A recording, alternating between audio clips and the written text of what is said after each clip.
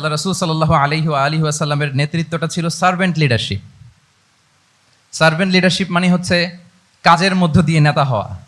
Basically আপনি যখন মানুষের কাজে লাগবেন বা কাজে আসবেন তখনই আপনি নেতা। যদি আপনাকে সমাজে কোনো কাজে না লাগে, সমাজে যদি আপনি রেলেভেন্ট হতে না পারেন, কাউকে সাপোর্ট করতে না পারেন, গাইড করতে না পারেন, তাহলে তো নেতা হয়ে ওঠা আপনার পক্ষে সম্ভব হবে না। তাহলে যদি কাজে লাগা যায় মানুষের, আপনি যদি কাজে লাগেন, আপনি যদি মানুষের উপকারে আসেন, তাহলে by default you are a leader. If you are society oriented, if you are people oriented, if you are service oriented, by default you are a leader. আমরা যদি আল্লাহ রাসূল সাল্লাল্লাহু আলাইহি ওয়া আলিহি ওয়াসাল্লামের জীবনের দিকে একটু খেয়াল করি, তাহলে দেখবো যে নবী হওয়ার আগেও কিন্তু আল্লাহ রাসূল সাল্লাল্লাহু আলাইহি ওয়াসাল্লামের এই ক্যারেক্টারিস্টিক্সগুলো ছিল, এই ফিচারগুলো ছিল। উনি মানুষের অনেক কাজে এসেছেন, তিনি মানুষকে সাপোর্ট করতেন, বিপদে তাদের পাশে দাঁড়াতেন, তাই না? তিনি তো অফিসিয়ালি 40 বছর বয়সে নবী হলেন, যদিও আল্লাহর এলেমে তিনি অনেক আগে থেকেই নবী। কিন্তু দুনিয়াতে আল্লাহ রাসূল সাল্লাল্লাহু আলাইহি ওয়াসাল্লাম যখন 40 বছর বয়সে উপনীত হলেন, তখনই তো হেরা গুহায় নাজিল হলো, ইকরা বিসমি রাব্বিকাল্লাযী খালাক, read in the name of your lord who has created. এই যে 5টা আয়াত নাজিল হলো, উনি নিয়ে আসলেন, কাঁপতে লাগলেন। খাদিজা রাদিয়াল্লাহু তাআলা আনহার কাছে বললেন যে, মনে হয় আমি মারা যাব, আমাকে কম্বল চাপা দাও, আমার ভয় লাগছে, আমি কাঁপছি। তখন খাদিজা রাদিয়াল্লাহু তাআলা আনহা ওনাকে আশ্বস্ত করলেন, ওয়াল্লাহি লা ইউখজিকাল্লাহু আবাদা, আপনি ভয় পাবেন না, আল্লাহ আপনাকে অপদস্থ করবেন না। ইন্নাকা লা তাসিলুর রাহিমা ওয়া তাসদুকুল হাদিসা, নিশ্চয়ই আপনি আত্মীয়তার সম্পর্ককে বজায় রাখেন, আপনি সবসময় সত্য কথা বলেন। ওয়া তাহমিলুল কাল্লা, আপনি মানুষের বোঝা বয়ে দেন। ওয়া তাকসিবুল মা'দুমা, যার উপার্জন করার কোনো সক্ষমতা নেই তার জন্য আপনি উপার্জন করেন, তাকে আপনি ফিনান্সিয়াল সাপোর্ট করেন। ওয়া তাকরিউদ দাইফা, আপনি মেহমানকে খাওয়ান। ওয়া তুঈনু আলা নাওয়াইবিল হক, সত্য যেখানে বিপন্ন সেখানে আপনি সত্যের বীর সেনানী হয়ে দাঁড়িয়ে যান। তো এই ফিচার যাদের মধ্যে থাকে, এমন ব্যক্তিত্বকে আল্লাহ তাআলা কখনোই অপমান করতে পারেন না। আপনি চিন্তিত হবেন না, ডোন্ট ওয়ারি অ্যাবাউট ইট, কোনো ভয় নাই, কোনো চিন্তা নাই, আপনি আশ্বস্ত হন। তাহলে দেখেন, এই যে 6টা গুণের কথা খাদিজা রাদিয়াল্লাহু তাআলা আনহা বললেন, এগুলো কিন্তু রাসূল সাল্লাল্লাহু আলাইহি ওয়াসাল্লাম নবী হওয়ার আগের গুণ। অর্থাৎ 40 বছর বয়সে তিনি উপনীত হওয়ার আগেই ওনার এই অভ্যেস ছিল যে উনি অন্যের বোঝা বইয়ে দিতে হেল্প করতেন, মানুষকে সাপোর্ট করতেন। যার উপার্জন করার সুযোগ নাই, ক্ষমতা নাই, তাকে তিনি উপার্জন করে দিতেন, মানে তাকে ফিনান্সিয়ালি সাপোর্ট করতেন, মেহমান খাওয়াতেন। তার মানে নবী হওয়ার আগেই উনি জনকল্যাণমূলক কাজে নিজেকে সম্পৃক্ত রেখেছেন। মানুষকে তিনি সাপোর্ট করতেন, মানুষকে হেল্প করতেন, উনি মানুষের কাজে লাগতেন। আর যে মানুষের কাজে লাগে, মানুষের উপকারে আসে, জনকল্যাণমূলক কাজে নিজেকে সম্পৃক্ত রাখে, বাই ডিফল্ট সে নেতা। বাই ডিফল্ট সে কি নেতা হয়ে যায়। তাহলে to serve before to lead, নেতৃত্ব এটা আসলে পজিশনের সাথে সম্পৃক্ত না, ইটস অল অ্যাবাউট ইনফ্লুয়েন্স। আপনার বাবা নেতা ছিল, আপনি ছেলে, তো আপনি নেতা, এটাকে নেতৃত্ব বলে না। আপনি যদি মানুষকে প্রভাবিত করবার ক্ষমতা হাসিল করেন, মানুষের কাজে আসেন, আপনাকে যদি সমাজে কাজে লাগে, আপনি মানুষকে সাপোর্ট করেন, তখন আপনি নেতা হয়ে ওঠেন। তাহলে রাসূল সাল্লাল্লাহু আলাইহি ওয়াসাল্লামের লিডারশিপটা যদি বুঝতে হয়, প্রথম কথা হচ্ছে ওনার লিডারশিপের প্যাটার্নটা ছিল সার্ভেন্ট লিডারশিপ, মানে সার্ভিস দেওয়ার মধ্য দিয়ে উনি নেতা বনে গেছেন। নবী হওয়ার আগেই ওনার মধ্যে এই ট্রেড ছিল, উনি মানুষকে সার্ভিস দিতেন। আরবিতেও একটা কথা আছে, সাইয়্যিদুল কওমি খাদিমুহুম, মানে যিনি সমাজের নেতা তিনি হবে সমাজের সবচেয়ে বড় খাদেম। যিনি নেতা হবেন তিনি সমাজের সবচেয়ে বড় কি হবেন? খাদেম হবেন। তাহলে রাসূলুল্লাহ সাল্লাল্লাহু আলাইহি ওয়া আলিহি ওয়াসাল্লামের লিডারশিপটা ছিল সার্ভেন্ট লিডারশিপ। আমি টোটাল, যদি সময় আমাকে পারমিট করে, বসার যে সিটিং ক্যাপাসিটি তার চেয়ে শ্রোতা মাশাআল্লাহ অনেক বেশি, সাফোকেটিংও হচ্ছে। যদি আপনারা অধৈর্য না হয়ে যান, মোট 12টা পয়েন্ট আলোচনা করবার চেষ্টা করবো ইনশাআল্লাহ বিইذنিল্লাহ। তাহলে প্রথম পয়েন্টটা হচ্ছে, আমি আবার মাঝে মাঝে একটু জিজ্ঞেস করব, দেখবো যে আছেন কিনা আমার সাথে। প্রথম পয়েন্টটা কি? এই তো বলতে পারছে একজন, সবাই বলি প্রথম পয়েন্টটা কি? সার্ভেন্ট লিডারশিপ, মানে to serve before to lead. নেতা হওয়ার আগে খাদেম হইতে হবে। কি হইতে হবে? খাদেম হইতে পারলে আপনি বাই ডিফল্ট কি? নেতা। তাহলে আল্লাহ রাসূল সাল্লাল্লাহু আলাইহি ওয়া আলিহি ওয়াসাল্লামের নেতৃত্বের প্রথম কথা হচ্ছে ওনার লিডারশিপ প্যাটার্নটা ছিল সার্ভেন্ট লিডারশিপ। এটা হচ্ছে নাম্বার 1। 2 নাম্বার কথা হচ্ছে নেতৃত্বের জন্য যেটা লাগে সেটা হচ্ছে কম্পিটেন্স। কিছু কম্পিটেন্স লাগে, এর মধ্যে অন্যতম কম্পিটেন্স হচ্ছে এলোকুয়েন্স, বাগ্মিতা, বক্তব্যের পারঙ্গমতা, এটা লাগে। মানে যিনি নেতা হবেন তিনি কথা বলতে জানতে হবে, কথা বলতে পারতে হবে। এবার বলেন তো, আল্লাহ রাসূল সাল্লাল্লাহু আলাইহি ওয়াসাল্লামের এই কোয়ালিটিটা ছিল কি ছিল না? অসাধারণ কমিউনিকেশন স্কিল ছিল আল্লাহ রাসূল সাল্লাল্লাহু আলাইহি ওয়া আলিহি ওয়াসাল্লামের। এবং ওনার পাবলিক স্পিকিং এর যে কি দক্ষতা আমরা ওনার বিভিন্ন বক্তব্যে, ওনার জুমার খুতবায়, ওনার বিভিন্ন আলোচনায়, বক্তব্যগুলো থেকে আমরা বুঝতে পারি। তাহলে নেতা হইতে হলে তার এলোকোয়েন্স লাগে, বাগ্মিতা লাগে। একজন মানুষ সর্বপ্রথম কোন জিনিসের প্রেমে পড়ে জানেন? কথার প্রেমে পড়ে। কিসের? কথার প্রেমে পড়ে। কথার ধরন, কণ্ঠস্বর, তার অ্যাটিটিউড, তার শব্দের জাদু, এটা মানুষের হৃদয়কে জয় করে ফেলে। আল্লাহ রাসূল সাল্লাল্লাহু আলাইহি ওয়াসাল্লাম তিনি নিজেও বলেছেন, ওয়া ইন্না মিনাল বায়ানি লা সিহরা, কিছু কিছু বক্তব্যের মধ্যে জাদু আছে। তো রাসূল সাল্লাল্লাহু আলাইহি ওয়াসাল্লামের এই এলোকোয়েন্স ছিল। এলোকোয়েন্স, তিনি বলতেন উতিতু জাওয়ামিউল কালিম, আল্লাহ তাআলা আমাকে সর্বমর্ম বাচন ভঙ্গির অধিকারী করেছেন। মানে উনি যেটা বলতেন এটা ছিল very precise in wording but comprehensive in meaning. Precise in wording, শব্দের বিবেচনা এটা খুবই precise and clear, but comprehensive in meaning. এটার যে দোতনা, এটার যে appeal to the heart of the people, to the heart of the listener, এটা অসাধারণ। মানুষের হৃদয়কে জয় করে ফেলতো। আল্লাহু আকবার। তাহলে নেতা হইতে হইলে তার কমিউনিকেশন স্কিল লাগবে। কি বলেন? লাগবে? এখন নেতা আসছে, উনি বক্তব্য করতে পারতেছে না, তাহলে কি নেতা হইতে পারবে? পারবে না। তাহলে পাবলিক স্পিকিং, কমিউনিকেশন স্কিল, এটা ইটস এ মাস্ট, এটা নেতার লাগবে। যেমনটি রাসূলুল্লাহ সাল্লাল্লাহু আলাইহি ওয়াসাল্লামের ছিল। উনি সর্বমর্ম বাচন ভঙ্গের অধিকারী ছিলেন। বলতেন কম, কিন্তু এটার অ্যাপিল ছিল অনেক বেশি, এটার ব্যাখ্যা হয়ে যেত অনেক। রাসূল সাল্লাল্লাহু আলাইহি ওয়াসাল্লামের সবচাইতে বড় ভাষণটি ছিল বিদায় হজের ভাষণ, খুব সম্ভবত। ওই ভাষণের টেক্সটগুলোকে যদি একসাথে করা হয়, আমার মনে হয় 10 মিনিটের বেশি লাগবে না ওই টেক্সটগুলো পড়তে। তার মানে সবচাইতে বড় যে ভাষণ ওনার, ওটা কত ছিল? 10 থেকে 12 মিনিটের ভাষণ ছিল। আমরা তো ঘন্টার পর ঘন্টা বক্তব্য করি, তারপরেও তো আমরা মানুষের মনকে খুশি করতে পারি না। উনি সেই যে 1400 বছর আগে 10 মিনিটের একটা ছোট্ট ভাষণ দিলেন, গোটা বিশ্ব আজও হাবুডুবু খায় ওই ভাষণের ভেতর। ঠিক না বলেন? তাহলে উতিতু জাওয়ামিউল কালিম, আমি সর্বমর্ম বাচনভঙ্গির অধিকারী। সুবহানাল্লাহ। Very precise and clear. কতটা প্রেসাইজ এন্ড ক্লিয়ার ছিল রাসূল সাল্লাল্লাহু আলাইহি ওয়াসাল্লামের বক্তব্য? আম্মা জান আয়েশা রাদিয়াল্লাহু তাআলা আনহা বলেন, লাউ আদ্দাহুল আদ্দু লা আহসাহু। তিনি যখন বক্তব্য করতেন, কেউ যদি চাইতো যে দেখি কয়টা শব্দ বললেন বক্তব্যে, কয়টা বাক্য বললেন, চাইলে মুহূর্তে গুনে ফেলা যেত সেটা। এত প্রেসাইজ এন্ড ক্লিয়ার বক্তব্য ছিল যে তিনি কয়টা বাক্য ব্যবহার করেছেন, কয়টা শব্দ ইউজ করেছেন এই বক্তব্যে, চাইলে যে কেউ গুনে ফেলতে পারত। এবং তিনি খুবই শুদ্ধ আরবিতে কথা বলতেন। আফসাহুল লিসান ছিলেন। বিশুদ্ধ ভাষায় কথা বলতে পারা এটা অনেক জরুরি। রাসূল সাল্লাল্লাহু আলাইহি ওয়াসাল্লাম অত্যন্ত বিশুদ্ধ আরবিতে কথা বলতেন। এবং বিশুদ্ধ আরবি জানাটা বা বিশুদ্ধ ভাষাটা এত জরুরি যে আল্লাহ তাআলা তার প্রিয় হাবিবকে এই বিশুদ্ধ ভাষা শেখানোর জন্য মায়ের বুকের দুধ খাওয়া থেকে বঞ্চিত রেখেছিলেন। আমি আবারও বলছি, বিশুদ্ধ ভাষাটা এত জরুরি যে আল্লাহ তাআলা তার প্রিয় হাবিবকে মায়ের বুকের দুধ থেকে বঞ্চিত রেখেছেন শুধু বিশুদ্ধ ভাষার জন্য। তিনি কিন্তু মায়ের বুকের দুধ খেতে পারেন নাই। হালিমাতু সাদিয়ার সাথে সেই বনু সাদ গোত্রে চলে গিয়েছেন, সেখানে ছিলেন। হালিমাতু সাদিয়া ওনাকে দুধ খাইয়েছেন। এরপরে যখন মরুভূমির চমৎকার পরিবেশে একেবারে বিশুদ্ধ আরবি তিনি শিখেছেন, আবার শিশু মুহাম্মদ সাল্লাল্লাহু আলাইহি ওয়াসাল্লামকে তিনি তার মায়ের কাছে ফিরিয়ে দিয়েছেন। তাহলে চিন্তা করে দেখেন যে বিশুদ্ধ ভাষার জন্য মায়ের বুকের দুধকে স্যাক্রিফাইস করা হয়েছে। আল্লাহু আকবার। তাহলে আম্মা জান আয়েশা রাদিয়াল্লাহু তাআলা আনহা বলতেন, লাউ আদ্দাহুল আদ্দু লা আহসাহু, চাইলে যে কেউ গুনতে পারতো যে তিনি প্রিয় নবীজি কয়টা বাক্য বললেন, কয়টা শব্দ। এত প্রেসাইজ এন্ড ক্লিয়ার ছিল। অন্য বর্ণনায় এসেছে, কানা ইয়াতাকাল্লামু বিকালামিন বাইনাহু ফাসলুন, তিনি এমন ভাবে কথা বলতেন, কথার মাঝখানে মাঝখানে পজ দিতেন। কি দিতেন? পজ দিতেন, মানে একটু থামতেন যাতে করে শ্রোতারা বুঝতে পারে।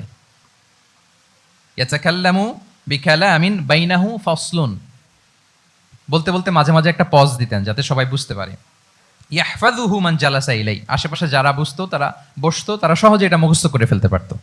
পজ দিয়ে দিয়ে, থেমে থেমে, এত চমৎকার করে ওনার প্রেজেন্টেশন ছিল, বক্তব্য মালাগুলো ছিল, ফলে যারা শুনতেছে ইজিলি মুখস্থ করে ফেলতে পারতো। এবং গুরুত্বপূর্ণ কথা তিনি এমফেসাইজ করতেন, 3 বার বলতেন।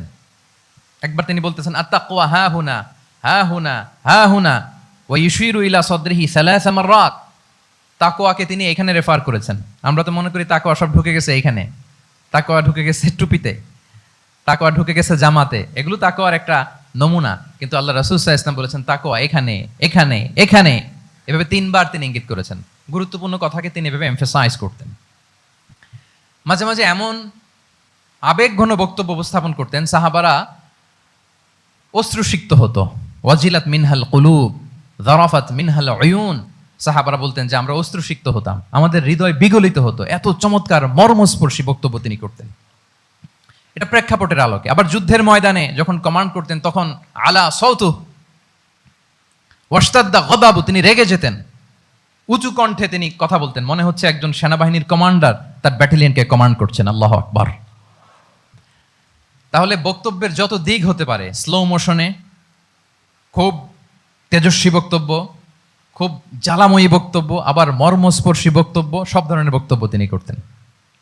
সুবহানাল্লাহ। তাহলে অ্যালোকোয়েন্স, 2 নাম্বার হচ্ছে অ্যালোকোয়েন্স। কম্পিটেন্সের খুব গুরুত্বপূর্ণ একটা অংশ হচ্ছে অ্যালোকোয়েন্স, বাগ্মিতা। এটা একজন নেতার থাকা চাই, কি বলেন?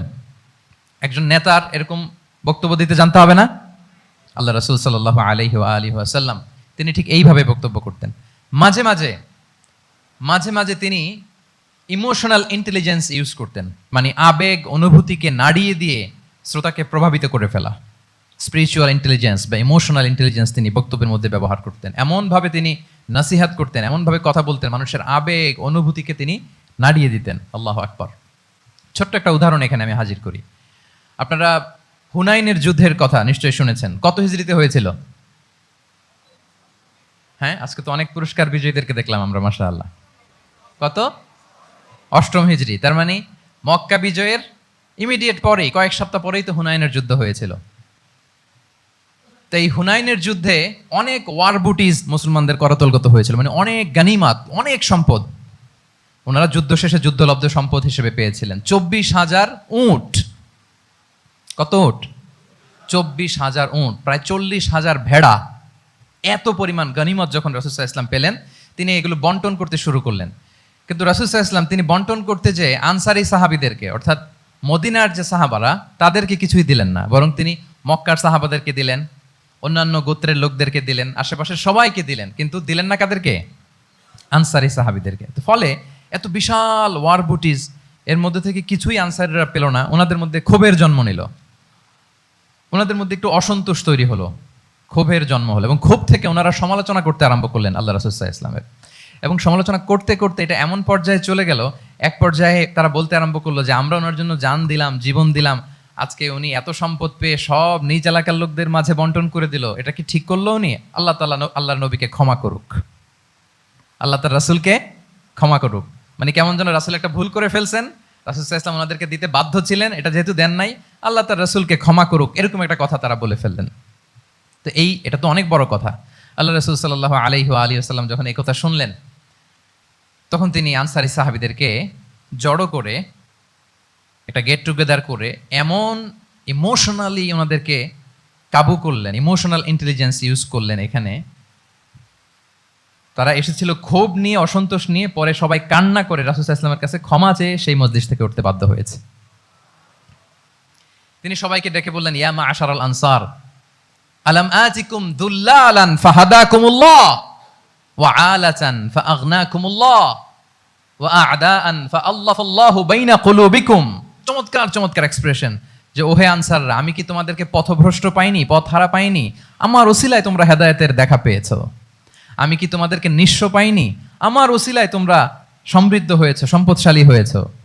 আমি কি তোমাদেরকে যুদ্ধরত অবস্থায় পাইনি? আউস খাজরাজ তোমরা তো ফাইট করতেছিলে ইচ আদার, আমি যে তোমাদের মধ্যে সম্প্রীতি আর ভালোবাসার মেলবন্ধনে তোমাদেরকে একত্রিত করে দিলাম। আওয়াজাতুম ফি আনফুসিকুম ফি লুআআতিন মিনাদ দুনিয়া, আর দুনিয়ার সামান্য কিছু জিনিসের কারণে তোমরা মনে কষ্ট পাচ্ছ, যেটা দিয়ে আমি কিছু মুসলিমদের হৃদয়কে আকৃষ্ট করছিলাম। তাআল্লাফতু বিহা কওমান লিউসলিমু ওয়া ওয়াকালতুকুম ইলা ইসলামিকুম, আমি কিছু মুসলিমদেরকে এগুলো দিয়ে তাদের হৃদয়টাকে ইসলামের প্রতি আরো অ্যাট্রাক্টেড করতেছিলাম, আর তোমাদেরকে তোমাদের ইসলামের উপরই আমি ছেড়ে দিয়েছি। আমি জানি আমার আনসাররা, তাদের হৃদয়ে যে ইসলাম আছে এটাই তাদের জন্য যথেষ্ট। আমা তারদাউনা আইয়াযহাবান নাসু বিশ-শাতি ওয়াল বাঈর ওয়া তারজিউনা বিরাসূলিল্লাহি ফি রিহালিকুম, won't you be happy that people go back to their country with sheep and camel and you go back to your country with Rasulullah? আল্লাহু আকবার। তোমরা কি এতে খুশি হবে না মানুষ উট আর ভেড়া নিয়ে তাদের এলাকায় ফিরবে, আর তোমরা আল্লাহর রাসূলকে নিয়ে তোমাদের এলাকায় ফিরবে? এরকম একটার পর একটা ইমোশনালি রাসূল সাল্লাল্লাহু আলাইহি ওয়াসাল্লাম যখন আনসার সাহাবীদেরকে কাবু করতে লাগলেন, ওনারা এমনভাবে কান্নার রোল জুড়ে দিল, এমনভাবে অনুতপ্ত হলো, কাঁদতে শুরু করলো। পরে এরা বলতে আরম্ভ করে, আমি তো 2-1টা বাক্য বললাম, লম্বা চূড়া মন মাতানো বক্তব্য, হৃদয়স্পর্শী বক্তব্য। তারা বললো, ইয়া রাসূলুল্লাহ, আমরা শুধু আপনাকে পেয়েই খুশি। রাসূল সাল্লাল্লাহু আলাইহি ওয়াসাল্লাম বলেন, গোটা বিশ্বের মানুষ যদি এই পথ ধরে আর আনসারীরা যদি এই পথ ধরে, আমি এই পথ ছেড়ে দিয়ে আনসারীদের পথে হাঁটবো। আল্লাহ তুমি আনসারদের ক্ষমা করো, তাদের সন্তানদের ক্ষমা করো, তাদের নাতিদেরকে ক্ষমা করো। এভাবে মর্মস্পর্শী বক্তব্য যখন ইমোশনাল ইন্টেলিজেন্স দিয়ে যখন রাসূল সাল্লাল্লাহু আলাইহি ওয়াসাল্লাম বললেন, সব আনসারী সাহাবারা কাঁদতে আরম্ভ করলেন। সবাই ফাবাকাল কওমু হাত্তা আখদালু লুহাহুম, তাদের প্রত্যেকের দাড়ি ভিজে গেল, এমন কান্না জুড়ে দিল। আল্লাহু আকবার। তাহলে এটা ছিল রাসূল সাল্লাল্লাহু আলাইহি ওয়াসাল্লামের বক্তব্যের মাধ্যমে শ্রোতাদের মাঝখানে প্রভাব সৃষ্টি করার ক্ষমতা। চিন্তা করতে পারেন, হৃদয় কেঁপে ওঠে না এই কথা শুনলে? Won't you be happy people go back to their home with ship and camel and you take the messenger of Allah with you. মানুষ ছাগল ভেড়া নিয়ে ফিরতেছে, তোমরা তো আল্লাহর নবীকে নিয়ে ঘরে ফিরতেছো। আল্লাহু আকবার। তাহলে এই কম্পিটেন্সটা লাগে একজন নেতার, তিনি এরকম মর্মস্পর্শী বক্তব্য দিতে জানতে হবে। কি বলেন? এটা দরকার আছে না? আচ্ছা, তাহলে রাসূল সাল্লাল্লাহু আলাইহি ওয়াসাল্লামের লিডারশিপ নিয়ে যেহেতু কথা বলছি, প্রফেটিক লিডারশিপ, প্রথমটা বলেছিলাম ওনার লিডারশিপের স্টাইল কি ছিল? এই তো মুখস্থ হয়ে গেছে, মাশাআল্লাহ। আবার লেটস মেক এ নয়েজ, প্রথমটা কি ছিল? Servant leadership. 2 নম্বরে এলোকুয়েন্স, বাগ্মিতা, বক্তব্যের পারঙ্গমতা চাই একজন নেতার মধ্যে, যেটা আল্লাহ রাসূল সাল্লাল্লাহু আলাইহি ওয়াসাল্লামের ছিল। এবং সেখান থেকে আমাদের শেখার আছে, নেয়ার আছে, কিভাবে তিনি বক্তব্য করতেন, কিভাবে জটিল কথাকে সহজ করে উপস্থাপন করতেন, কিভাবে এত চমৎকার করে তিনি ক্রাউড হ্যান্ডেল করতেন। দুটো গেল। 3 নাম্বার হচ্ছে আল্লাহ রাসূল সাল্লাল্লাহু আলাইহি ওয়া আলিহি ওয়াসাল্লামের নেতৃত্বের গুণাবলীগুলো যদি আমরা লিস্ট ডাউন করি, 3 নাম্বার হচ্ছে কম্পেশন। কম্পেশন, a leader should be compassionate. 3 number হচ্ছে কম্পেশন, মানে সফট হার্টেড, দয়াদ্র হৃদয় হতে হবে। আপনি মানুষের দুঃখ যদি আপনাকে কাঁদায়, তবেই আপনি নেতা। কি বলেন? মানুষের দুঃখ দেখে, কষ্ট দেখে যদি আপনার মধ্যে কান্না আসে বুক ফেটে, তবেই আপনি নেতা। তাহলে দয়াদ্র হতে হয় নেতাকে, তাকে দয়ালু হতে হয়, কম্পেশনেট হতে হয়, দয়াদ্র হৃদয়ের হতে হয়। আমরা আল্লাহ রাসূল সাল্লাল্লাহু আলাইহি ওয়াসাল্লামের দিকে যদি তাকাই, ওনার তো একটা উপাধিই হচ্ছে রাহমাতাল লিল আলামিন। আল্লাহ রাসূল সাল্লাল্লাহু আলাইহি ওয়াসাল্লামের উপাধি কি? ওমা আরসালনাকা ইল্লা রাহমাতাল লিল আলামিন, we have not sent you but as mercy for all the worlds. নবী হে, আপনাকে সবার জন্য আমি মার্সি করে পাঠিয়েছি, রাহমা করে পাঠিয়েছি। আপনি সবার জন্য রহমত, মানুষের জন্য, ম্যানকাইন্ড, জিনকাইন্ড, অ্যানিমালস, সবার জন্য আপনি রাহমা, মার্সি। তাহলে একজন মানুষ যখন নেতা হয়ে উঠতে চাইবে, নেতৃত্বের অন্যতম একটা লিডারশিপ ট্রেইট হচ্ছে কম্পেশন। অন্যের ব্যথায়, অন্যের দুঃখে তার কান্না আসতে হবে। সফট হার্টেড হইতে হবে তাকে, মাঝে মাঝে দয়াদ্র হৃদয়ের হতে হবে, তবেই সে নেতা। রাসূল সাল্লাল্লাহু আলাইহি ওয়াসাল্লাম কতটা দয়াদ্র ছিল, আল্লাহ তাআলা অন্য আয়াতে বলছেন, ফাবিমা রাহমাতিম মিনাল্লাহি লিনতা লাহুম ওয়ালাউ কুনতা ফাযযান গালিযাল কলবি লানফাদ্দু মিন হাওলিক। নবী হে, আল্লাহর অশেষ অনুগ্রহে আপনি খুব কোমল ভাষী হয়েছেন, কোমল হৃদয়ের হয়েছেন। লিনতা লাহুম, সবার জন্য আপনি সফট হার্টেড হয়েছেন আল্লাহর অনুগ্রহে। যদি আপনি সফট হার্টেড না হয়ে আপনি যদি কঠোর হৃদয়ের অধিকারী হতেন, তাহলে এখন লোকেরা যেমনি আপনাকে ঘিরে রাখে, আপনার চারিপাশে সবাই ঘিরে রাখতো না। আল্লাহু আকবার। সাহাবারা সব সময় রাসূল সাল্লাল্লাহু আলাইহি ওয়াসাল্লামের সঙ্গ পেতে চাইতো, অ্যাকম্পানি চাইতো, ঘিরে রাখতো। এমনকি অনেক সাহাবীর ঘরে ভালো না লাগলে রাসূল সাল্লাল্লাহু আলাইহি ওয়াসাল্লামের কাছে চলে আসতো। এমনকি অনেক সাহাবী বলতেন যে আমার পেটে ক্ষুধা লাগলেই আমি রাসূলের কাছে যেতাম, কারণ রাসূলের চেহারা দেখলে আমার পেটের ক্ষুধা উধাও হয়ে যেত। ফাবিমা রাহমাতিম মিনাল্লাহি লিনতা লাহুম। নবী হে, আল্লাহর অনুগ্রহে আপনি কোমল ভাষী হয়েছেন। তাহলে কোমল হৃদয়ের হওয়া, সফট হার্টেড হওয়া, দয়াদ্র চিত্তের হওয়া, এটা অন্যতম একটা লিডারশিপ ট্রেট। এত দয়াদ্র ছিলেন, আল্লাহ তাআলা বলছেন, ফালা আল্লাকা বাখিউন নাফসাকা আলা আসারিহিম ইল্লাম ইউমিনু বিহাযাল হাদীসি আসাফা। রাসূল সাল্লাল্লাহু আলাইহি ওয়াসাল্লাম বারবার মক্কার কুরাইশদের কাছে যেত, বারবার কাফিরদের কাছে যেত, যেন তারা ঈমান আনে, যেন তারা খারাপ রাস্তা ছেড়ে দিয়ে ভালো রাস্তায় আসে। বারবার চিন্তা করতো যে ইস, কেন তারা লা ইলাহা পড়ে না, কেন তারা সত্যের পথে ফিরে আসে না। হায়রে, একটুর জন্য তো তারা সামান্য আমার কথাটা শুনলেই তো বেঁচে যেত, ইস একটু আমার কথা মানলেই তো জাহান্নাম থেকে বেঁচে যেত। এরকম অস্থির হয়ে তাদের পেছনে ছুটতেন। আল্লাহ তাআলা বলেছেন, নবী হে, আপনি ওদের পেছনে ছুটতে ছুটতে আপনি তো নিজেকেই শেষ করে দিবেন।